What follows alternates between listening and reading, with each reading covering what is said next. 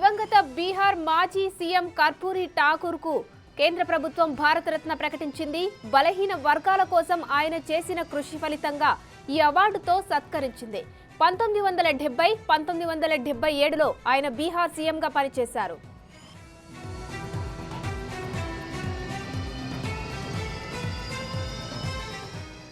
1924 జనవరి 24న సమస్తీపూర్ జిల్లాలో ఆయన జన్మించారు. విద్యార్థి దశ నుంచి రాజకీయాల్లో యాక్టివ్గా ఉండేవాడు.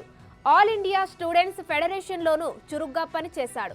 క్విట్ ఇండియా ఉద్యమంలో పాల్గొనడం కోసం డిగ్రీ చదవకుండా కాలేజ్ మానేశాడు. భారతదేశానికి స్వాతంత్ర్యం వచ్చిన తర్వాత ఆ గ్రామంలో స్కూల్ టీచర్గా పనిచేశాడు.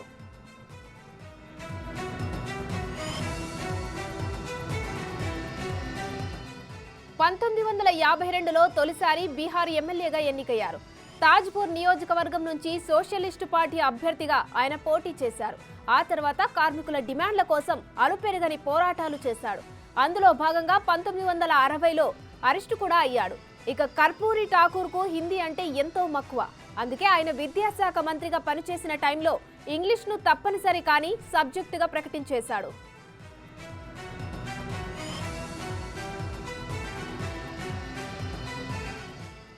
1970లో నాన్ కాంగ్రెస్ సీఎంగా పనిచేశాడు. దేశంలోనే మొట్టమొదటి మద్యపాన నిషేధం చేసిన వ్యక్తిగా కర్పూరి ఠాకూర్ గుర్తింపు పొందారు.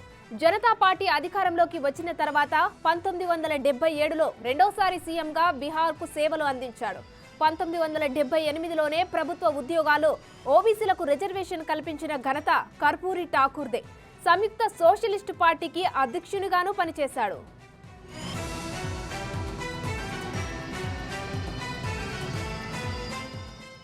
ఇక కర్పూరి ఠాకూర్ 1988 ఫిబ్రవరి 17న చనిపోయారు. లాలూ ప్రసాద్ యాదవ్, రామ్ విలాస్ పాస్వాన్, దేవేంద్ర ప్రసాద్ యాదవ్, నితీష్ కుమార్లకు ఈయనే మెంటర్.